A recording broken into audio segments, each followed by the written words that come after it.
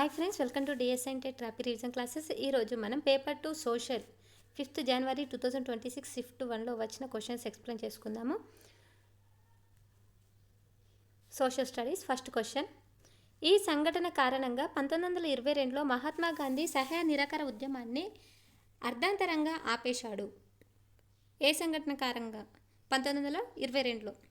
ఏ సంఘటన కారణంగా అంటే చౌరీ చౌరా వద్ద ఆందోళనకారులు జరిపిన హింసాత్మక ప్రతిచర్య వలన 1922లో మహాత్మా గాంధీ సహాయ నిరాకరణ ఉద్యమాన్ని అర్ధాంతరంగా ఆపేశాడు. సెకండ్ క్వశ్చన్, ధర్మ ప్రచారం కోసం ఈ మౌర్య చక్రవర్తి ధర్మ మహామంత్రాలు అని పిలువబడే ప్రత్యేక అధికారులను నియమించాడు. ధర్మ ప్రచారం కోసం ఈ మౌర్య చక్రవర్తి అన్నప్పుడే మనకు గుర్తు రావాలి. ధర్మ మహామంత్రాలు అని పిలువబడే ప్రత్యేక అధికారులను నియమించాడు. ఎవరు? అశోకుడు ధర్మం కోసం ప్రచారం చేయడానికి నియమించాడు అన్నట్టు. వాళ్ళని ధర్మ మహామంత్రాలు అని అంటారు. నెక్స్ట్ క్వశ్చన్, ఈ మొఘల్ చక్రవర్తి ఆదేశాల మేరకు సిక్కు గురువు తేజ్ బహదూర్ జీని ఉరితీశారు.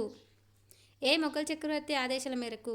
ఔరంగజేబ్ యొక్క ఆదేశాల మేరకు సిక్కు గురువు తేజ్ బహదూర్ని ఉరితీశారు. 1949లో భారతదేశంలో విలీన ఒప్పందంపై సంతకం చేసి భారతదేశంలో భాగమైన రాజ్యం మణిపూర్. జోతేదార్లు అనగా గ్రామీణ బెంగాల్లోని శక్తివంతమైన భూస్వాములు లేదా ధనిక రైతులు. గ్రామీణ బెంగాల్లోని శక్తివంతమైన భూస్వాములు లేదా ధనిక రైతులను జోతేదార్ అంటారు. థియోసాఫికల్ సొసైటీ బోధించిన సూత్రాలు సార్వత్రిక సోదరభావం మరియు సార్వత్రిక మత సహనం. నెక్స్ట్ క్వశ్చన్, 1795 రాజ్యాంగం ప్రకారం విప్లవాంతర ఫ్రాన్స్లో 5 సభ్యుల కార్యనిర్వహణ సంస్థ అయిన డైరెక్టరీ పాలన సృష్టించబడింది. ఈ రాజ్యాంగాన్ని రూపొందించిన సంస్థ national convention. Next question, customs union అని పిలువబడే జొల్లోవేరిన్ యొక్క ముఖ్య ఉద్దేశం అంతర్గత సుంకాలను రద్దు చేయడం ద్వారా రైన్ కాన్ఫెడరేషన్లోని దేశాల మధ్య ఆర్థిక ఐక్యతను ప్రోత్సహించడం. నెక్స్ట్ క్వశ్చన్, 1861లో మొదటి ఇంగ్లీష్ కాలువ అయిన ఓర్లీ కెనాల్ను జేమ్స్ బ్రిన్లీ దీని కొరకు నిర్మించాడు. 1861లో మొదటి ఇంగ్లీష్ కాలువ అయిన ఓర్లీ కెనాల్ను జేమ్స్ బ్రిన్లీ దీని కొరకు నియమించాడు. ఓర్లీలోని డ్రూక్స్ గనుల నుండి మాంచెస్టర్కు బొగ్గు రవాణా చేయడం కొరకు. ఆన్సర్, ఓర్లీలోని డ్యూక్స్ గనుల నుండి మాంచెస్టర్కు బొగ్గు రవాణా చేయడం కొరకు ఈ బ్రిడ్జిని నిర్మించారన్నట్టు. నెక్స్ట్ క్వశ్చన్, ఈ కారణం చేత మహాత్మా గాంధీ మరియు డాక్టర్ బిఆర్ అంబేద్కర్ 1932లో పూనా ఒప్పందంపై సంతకం చేశారు. అణగారిన వర్గాలకు ప్రత్యేక నియోజన వర్గాలపై ఉన్న అసమ్మతిని పరిష్కరించడం కోసం సంతకం చేశారు. ఎవరెవరు? Mahatma Gandhi, doctor B R Ambedkar. Next question, మార్చి 1918లో వ్లాదిమిర్ లెనిన్ కొమింటర్న్ దీని కొరకు స్థాపించారు. దోపిడీని అంతం చేసే ప్రపంచ ప్రభుత్వాన్ని ఏకతాటిపై తీసుకురావడంలో సహాయ కొరకు దీన్ని స్థాపించారు. నెక్స్ట్ క్వశ్చన్, 16వ శతాబ్దంలో పోర్చుగల్ హిందూ మహాసముద్రంలో సముద్ర తీర సామ్రాజ్యాన్ని అన్వేషించి స్థాపించడానికి ప్రధాన కారణం. 16వ శతాబ్దంలో పోర్చుగల్ హిందూ మహాసముద్రంలో సముద్ర తీర సామ్రాజ్యాన్ని అన్వేషించి స్థాపించడానికి ప్రధాన కారణం. ఆన్సర్, సుగంధ ద్రవ్యాలు మరియు వాణిజ్యం కోసం ఆసియాకు సముద్ర మార్గాన్ని కనుగొనడానికి. నెక్స్ట్ క్వశ్చన్, బ్రిటన్ మరియు చైనా మధ్య జరిగిన నల్లమందు యుద్ధాలు దీనితో ముగిశాయి. ఆన్సర్, నాంకింగ్ ఒప్పందం మరియు పేకింగ్ సమావేశంతో ముగిశాయి. క్రింది వాటిలో సైనిక వాదంను సూచించినది. అన్ని సమస్యలను పరిష్కరించడానికి సైనికవాదం ఉత్తమ మార్గమని నమ్మడం. 1873లో జ్యోతిబాపులే ఈ లక్ష్యంతో సత్యశోధక్ సమాజ్ను ప్రారంభించాడు. సమాజంలోని బలహీన వర్గాలకు సామాజిక న్యాయం కల్పించడానికి సత్యశోధక్ అనే సమాజ్ని ప్రారంభించాడు. నెక్స్ట్, 1972లో జరిగిన సిమ్లా ఒప్పందం యొక్క ముఖ్య ప్రాథమిక ఉద్దేశం ఏది? ద్వైపాక్షిక చర్యల ద్వారా భారత పాకిస్తాన్ల మధ్య ఉన్న అన్ని వివాదాలను పరిష్కరించడం. నెక్స్ట్ క్వశ్చన్, భారతీయ పౌర హక్కుల కార్యకర్త ఇరోమ్ చాను షర్మిల దీనికి వ్యతిరేకంగా చేసిన సుదీర్ఘమైన అహింసాయుత నిరసనకు అంతర్జాతీయంగా ప్రసిద్ధి చెందారు. ఆన్సర్ సాయుధ దళాల చట్టం. భారతీయ పౌర హక్కుల కార్యకర్త ఇరోమ్ చాను షర్మిల దీనికి వ్యతిరేకంగా చేసిన సుదీర్ఘమైన అహింసాయుత నిరసనకు అంతర్జాతీయంగా ప్రసిద్ధి చెందారు. ఏ చట్టానికి? సాయుధ దళాల అంటే ప్రత్యేక అధికారాల చట్టానికి. Next question. భారత రాజ్యాంగంలోని ఈ అధికారం ప్రకారం అన్ని రకాల బలవంతపు చాకిరీలు నిషేధింపబడ్డాయి. ఆర్టికల్ 23.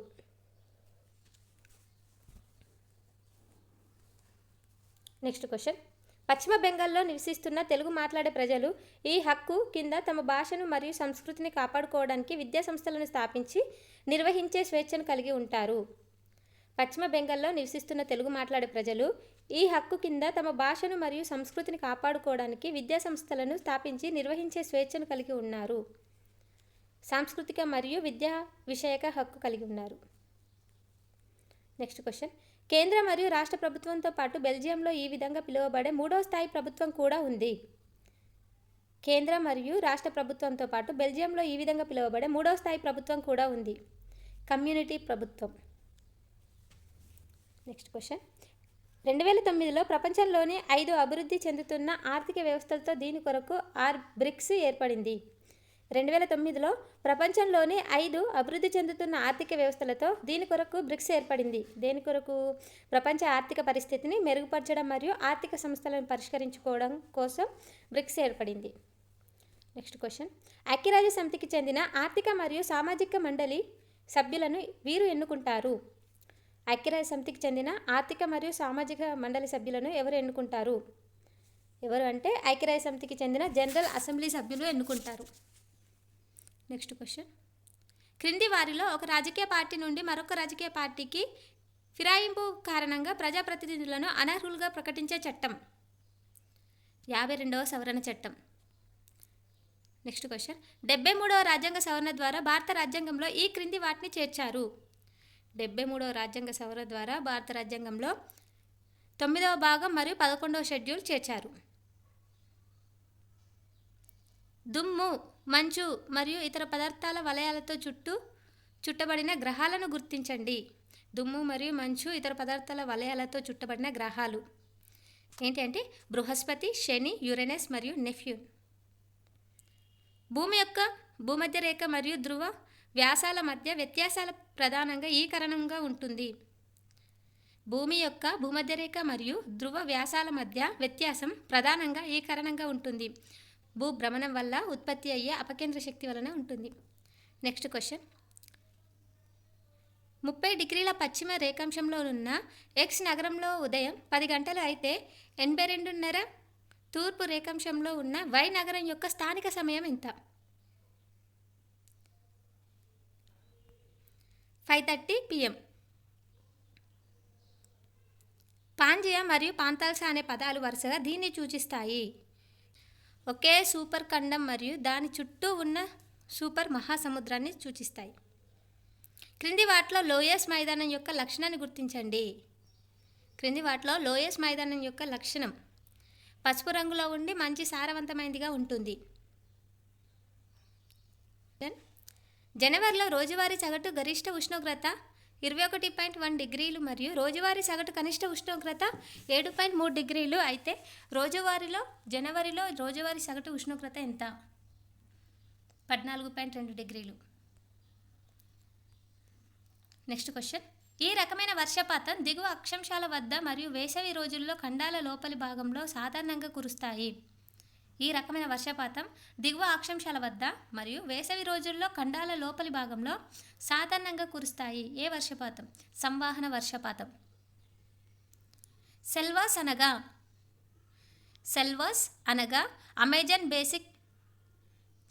అనగా అమెజాన్ బేసిన్లోని దట్టమైన భూమధ్య రేఖ వర్షారణ్యాలను సెల్వాస్ అంటారు. ఋతుపవన వాతావరణం యొక్క ప్రధాన లక్షణాన్ని గుర్తించండి. ఆన్సర్ ఈస్ విభిన్న తేమ మరియు పొడి కాలాలకు కారణమయ్యే కాలానుగుణ తిరోగమన గాలులను ఋతు వాతావరణం యొక్క ప్రధాన లక్షణం. నెక్స్ట్ క్వశ్చన్ 1951-1961 మధ్య కాలంలో భారతదేశంలో జనాభా వృద్ధి రేటు 21.64%. ఆ తర్వాతి దశాబ్దంలో అనగా 1961 మరియు 71లో వృద్ధి రేటు ఎంత? అంటే 1951-61 మధ్యకాలంలో జనాభా వృద్ధి రేటు 21.64 అయితే తర్వాతి దశాబ్దంలో 1961 నుండి 71 వరకు వృద్ధి రేటు పెరిగిందా తగ్గిందా గణనీయంగా ఉందని అడుగుతారు. పెరిగింది.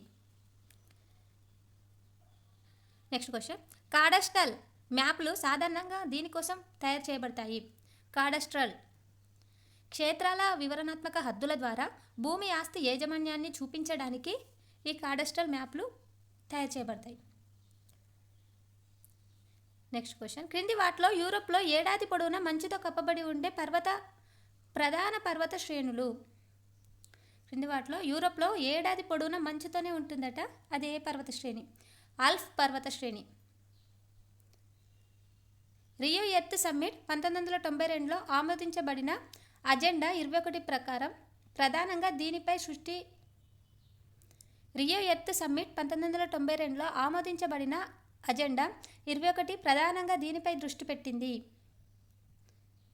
21వ శతాబ్దానికి సుస్థిరమైన అభివృద్ధి కోసం దృష్టి పెట్టింది. క్రింది వాటిలో నికర సాగు భూమిని ఇది సూచిస్తుంది. నికర సాగు భూమిని ఏది సూచిస్తుందంటే వ్యవసాయ సంవత్సరంలో ఒకసారి పంటలు విత్తిన మరియు పండించిన భూమి యొక్క మొత్తం భౌతిక విస్తీర్ణాన్ని నికర సాగు భూమి సూచిస్తుంది. శాశ్వత శిస్తు నిర్ణయ చట్టాన్ని మొదట ఈ ప్రాంతంలో ప్రవేశపెట్టారు. శాశ్వత శిస్తు నిర్ణయ చట్టాన్ని ఏ ప్రాంతంలో ప్రవేశపెట్టారు అంటే బెంగాల్ ప్రెసిడెన్సీ ప్రాంతంలో ప్రవేశపెట్టారు శాశ్వత శిస్తు నిర్ణయ చట్టాన్ని.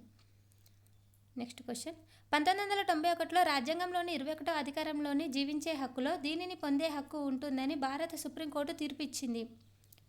1991లో రాజ్యాంగంలో 21వ అధికారంలోని జీవించే హక్కులో కాలుష్య రహిత నీరు మరియు గాలిని పొందే హక్కు ఉంటుందని భారత సుప్రీంకోర్టు తీర్పిచ్చింది. కాలుష్య రహిత నీరు మరియు గాలిని పొందే హక్కు. నెక్స్ట్ క్వశ్చన్ 1970 ప్రారంభంలో సుందర్లాల్ బహుగుణ ఈ ప్రాంతంలో చిప్కా ఉద్యమాన్ని ప్రారంభించారు. 1970 ప్రారంభంలో సుందర్లాల్ బహుగుణ ఈ ప్రాంతంలో చిప్కా ఉద్యమాన్ని ప్రారంభించారు. ఏ ప్రాంతంలో? ఉత్తరాఖండ్లోని గర్ఫాల్ హిమాలయాల్లో చిప్కా ఉద్యమాన్ని ప్రారంభించారు. నెక్స్ట్ క్వశ్చన్ ద్రవ్యం యొక్క విధి మార్పిడి మాధ్యమం అనగా? ద్రవ్యం యొక్క విధి మార్పిడి మాధ్యమం అనగా వస్తు మార్పిడి వ్యవస్థను తొలగిస్తూ వస్తువులు మరియు సేవల కొనుగోలు మరియు అమ్మకాలను సులభతరం చేయడానికి ద్రవ్యం ఉపయోగించబడుతుంది.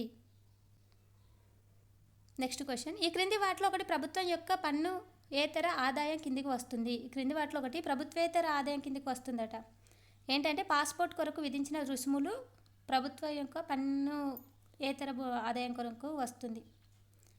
నెక్స్ట్ క్వశ్చన్ 1990 నుండి ఐక్యరాజ్య సమితికి చెందిన ఈ సంస్థ ప్రతి సంవత్సరం మానవ అభివృద్ధి నివేదికను ప్రచురిస్తుంది. 1990 నుండి ఐక్యరాజ్య సమితికి చెందిన ఈ సంస్థ ప్రతి సంవత్సరం మానవ అభివృద్ధి నివేదికను ప్రచురిస్తుంది. ఆన్సర్ ఐక్యరాజ్య సమితి అభివృద్ధి కార్యక్రమం ఈ నివేదికను ప్రచురిస్తుంది.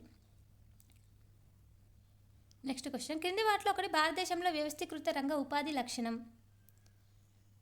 కార్మికులకు ఉద్యోగ భద్రత ఉంటుంది మరియు సామాజిక భద్రత ప్రయోజనాలను పొందుతారు. ఈ భారతదేశంలో వ్యవస్థీకృత రంగ ఉపాధి లక్షణం. నెక్స్ట్ క్వశ్చన్ కింది వాటిలో ఒకటి నూతన పరిశ్రమ విధానం 1991 యొక్క లక్ష్యం కాదు. ఒకటి నూతన పరిశ్రమ విధానం 1990 యొక్క లక్షణం కాదు అని అడుగుతున్నారు. ఏది కాదు? కేవలం ప్రభుత్వ రంగం కోసం ఉంచిన పరిశ్రమల సంఖ్యను పెంచడం ఇది పరిశ్రమ లక్షణం కాదు. పన్ను రేటు ఈ విధంగా ఉన్నప్పుడు పన్నును అవపాతం అని అంటారు. ప్రపోర్షనల్ అని అంటారు. పన్ను రేటు ఏ విధంగా ఉన్నప్పుడు పన్ను చెల్లింపుదారుడి ఆదాయం పెరిగినప్పుడు పన్ను రేట్లో ఎటువంటి మార్పు ఉండదు, అప్పుడు దీన్ని అనుపాతం అని అంటారు. భారతదేశంలో జీఎస్టీ అమలులో ఒక ముఖ్యమైన లక్షణం. భారతదేశంలో జీఎస్టీ అమలులో ఒక ముఖ్యమైన లక్షణం ఏంటంటే దేశవ్యాప్తంగా వస్తువులు మరియు సేవలు ఒకే పన్ను రేటును కలిగి ఉంటాయి. అదే భారతదేశంలోని జీఎస్టీ యొక్క ముఖ్యమైన లక్షణం. అంటే దేశవ్యాప్తంగా అందరి దేశంలో మొత్తం అన్ని ప్లేస్లలో ఒకే పన్ను రేటు కలిగి ఉండడం. నెక్స్ట్ క్వశ్చన్ సాంఘిక శాస్త్రం సామాన్య శాస్త్రాలకు సంబంధించి క్రింది వాటిలో సరైన వాక్యాన్ని గుర్తించండి. ఆన్సర్ సాంఘిక శాస్త్రం సమాజం మానవుల మధ్య సంబంధాలను అధ్యయనం చేస్తుంది. సాంఘిక శాస్త్రం సమాజం యొక్క మానవుల మధ్య సంబంధాలను అధ్యయనం చేస్తుంది. ఇది కరెక్ట్ ఆన్సర్. నెక్స్ట్, సాంఘిక సామాన్య శాస్త్రాలు రెండు శాస్త్రీయ దృక్పథాన్ని కలిగి ఉంటాయి. A and C is correct answer. సామాన్య శాస్త్రం కూడా సామాజిక అంశాలను అధ్యయనం చేస్తుంది. ఇది అనేది wrong answer. A and C is correct answer. Next question, ఒక సాంఘిక శాస్త్ర ఉపాధ్యాయుడు 6వ తరగతి విద్యార్థులను రామప్ప గుడి చిత్రాలను పరిశీలింపజేసి తదుపరి వాటిపై చర్చ ప్రారంభించినాడు. ఈ కృత్యం విద్యా ప్రమాణాలను పెంపొందించడానికి ఉద్దేశించబడింది. అంటే ఒక ఉపాధ్యాయుడు, ఒక సోషల్ ఉపాధ్యాయుడు 6వ తరగతి విద్యార్థులకు రామప్ప గుడి చూపించి దాన్ని ఎక్స్ప్లెయిన్ చేసి చర్చ ప్రారంభించాడు. అది ఏ విద్యా ప్రమాణం అని అడుగుతున్నారు. అంటే విషయావగాహన. అంటే రామప్ప గుడి మొత్తం పరిశీలించి చూపించాడు, తర్వాత డిస్కషన్ స్టార్ట్ చేసింది కాబట్టి దాన్ని విషయావగాహన, కాన్సెప్చువల్ అండర్స్టాండింగ్ అంటారు. నెక్స్ట్ క్వశ్చన్, జ్ఞానాత్మక ప్రక్రియ పరిమాణానికి చెందిన గణన చేయుట అను క్రియాపదం జ్ఞాన పరిమాణంలోని ఈ స్థాయి జ్ఞానముకు సంబంధించింది. జ్ఞానాత్మక ప్రక్రియ పరిమాణానికి చెందిన గణన చేయుట అను క్రియాపదం జ్ఞాన పరిమాణంలోని ఈ స్థాయి జ్ఞానముకు సంబంధించింది. విధానాత్మక జ్ఞానానికి సంబంధించింది. క్రింది వాటిలో జాతీయ విద్యా విధానం 1986 సూచించిన జాతీయ మౌలిక అంశాలను గుర్తించండి. రాజ్యాంగంలో పొందుపరిచిన ప్రాథమిక హక్కులు బాధ్యతలు. ఎస్. భారతదేశ స్వతంత్రోద్యమ చరిత్ర. ఎస్. స్త్రీ పురుష సమానత్వం. ఓకే. జాతీయ శాస్త్రీయ దృక్పథాన్ని పెంపొందించడం. ABDE is correct answer. C is not correct answer. ఉమ్మడి కుటుంబ భావన కలిగించుట అనేది 1986లో లేదు. నెక్స్ట్ క్వశ్చన్, జాతీయ విద్యా ప్రణాళిక చట్టం 2005 పాఠశాల విద్యా ప్రణాళిక నిర్మాణంలో పాటించే నిబంధనలకు సంబంధించి క్రింది వాక్యంలో సరైన వాటిని గుర్తించండి. Answer AB is correct. విషయం అర్థవంతంగా ఉండాలి మరియు అది పిల్లలకు మానసిక స్థాయికి తగిన విధంగా ఉండాలి. నెక్స్ట్, విషయం జ్ఞానం మరియు భారత రాజ్యాంగ విలువలను కాపాడే విధంగా ఉండాలి. A and B is correct answer. C అంటే తరగతి గదిలో పిల్లలు నేర్చుకున్న విషయ జ్ఞానం వారి నిత్య జీవిత అనుభవాలతో అనుసంధానం చేయకూడదు అని ఉంది, కానీ చేయాలి. అంటే సి ఈజ్ రాంగ్ ఆన్సర్. ఈ పటాలు ముదురు నీలం రంగు, లేత నీలం రంగులతో సముద్రం లోతును సూచిస్తాయి. ఈ పటాలు ముదురు నీలం రంగు, లేత నీలం రంగులతో సముద్ర లోతులను సూచిస్తాయి. ఏ పటాలు? బేతిమెట్రిక్ పటాలు. Next question 145. చేతి వృత్తులు మరియు చేనేత మగ్గాలు, పారిశ్రామిక విప్లవం, రవాణా వ్యవస్థ, ఆవశ్యకత వంటి యూనిట్లు 7వ తరగతి సాంఘిక శాస్త్రంలోని ఇతివృత్తం కింద చేర్చబడినాయి. చేతి వృత్తులు మరియు చేనేత మగ్గాలు, పారిశ్రామిక విప్లవం, రవాణా వ్యవస్థ, ఆవశ్యకత యూనిట్లు 7వ తరగతి సాంఘిక శాస్త్రంలో ఇతివృత్తంగా చేర్చబడ్డాయి అని ఇచ్చారు. అంటే ఉత్పత్తి, వినిమయం మరియు జీవనాధారాలు దాని ఇతివృత్తంగా ఇచ్చారన్నట్టు. చేతి వృత్తులు మరియు చేనేత మగ్గాలు అనేది జీవనాధారాలు. ఉత్పత్తి కిందనేమో పారిశ్రామిక విప్లవం, రవాణా వ్యవస్థ, ఆవశ్యకత అంటే వినిమయం.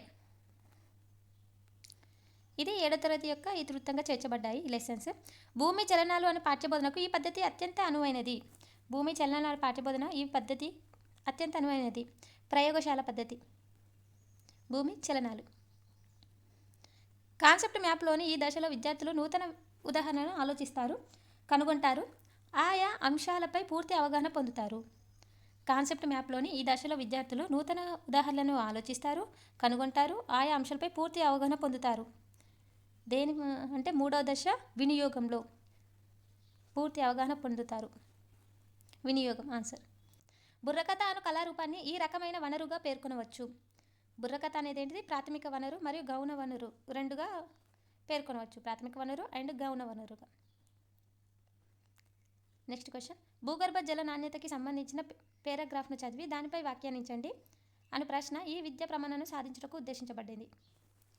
భూగర్భ జల నాణ్యతకు సంబంధించిన పేరాగ్రాఫ్ ఏ విద్యా ప్రమాణాన్ని సాధించడానికి ఉద్దేశించబడిందంటే ఇచ్చిన పాఠ్యాంశంను చదివి అవగాహన చేసుకొని వ్యాఖ్యానించుట. నెక్స్ట్ క్వశ్చన్, గ్రేడింగ్కు సంబంధించి ఈ వాక్యాలలో సరైన వాటిని గుర్తించండి. గ్రేడింగ్ సంబంధించి ప్రత్యక్ష గ్రేడింగ్లో విద్యార్థులు పరీక్షితుల ప్రతిభను గుణాత్మక పదాల రూపంలో ముద్రించబడుతుంది. నెక్స్ట్, గ్రేడ్ అను పదం గ్రేడస్ అను గ్రీక్ పదం నుండి ఉద్భవించింది. పరోక్ష గ్రేడింగ్లో విద్యార్థులు పరీక్షితుల ప్రతిభను ముందుగా మార్కుల రూపేసి ఆ తదుపరి అక్షరాల రూపంలో గ్రేడ్స్లోకి మార్చబడును. C is correct answer. ఎందుకంటే పరీక్ష గ్రేడింగ్లో విద్యార్థులను పరీక్షితుల ప్రతిభను ముందుగా మార్కులు వేస్తారు, తర్వాత మదింపు చేసి తర్వాత గ్రేడ్లోకి మార్చుతారు. C is correct answer. And ప్రత్యక్ష గ్రేడింగ్లో విద్యార్థులు ప్రతిభను గుణాత్మకంగా పదముల రూపంలో మదింపజేయబడుతుంది. అవును, 19 C is correct answer. B is not correct answer. అంతే అండి, సోషల్ క్వశ్చన్స్ కంప్లీట్ అయినాయి. ఇది 5th జనవరి 2026 షిఫ్ట్ 1లో వచ్చిన సోషల్ క్వశ్చన్స్. అండ్ ఆఫ్టర్నూన్ సెక్షన్లో కూడా వచ్చాయి. ఎవరైనా సోషల్ ఇంకా కంటిన్యూ చేయండి అని మెసేజ్ చేస్తే నేను కంటిన్యూ చేస్తాను. ఈ వీడియో మీకు నచ్చినట్టయితే లైక్ చేయండి, హైప్ ఇచ్చి ఎంకరేజ్ చేయండి, సబ్స్క్రైబ్ చేయండి. Thank you.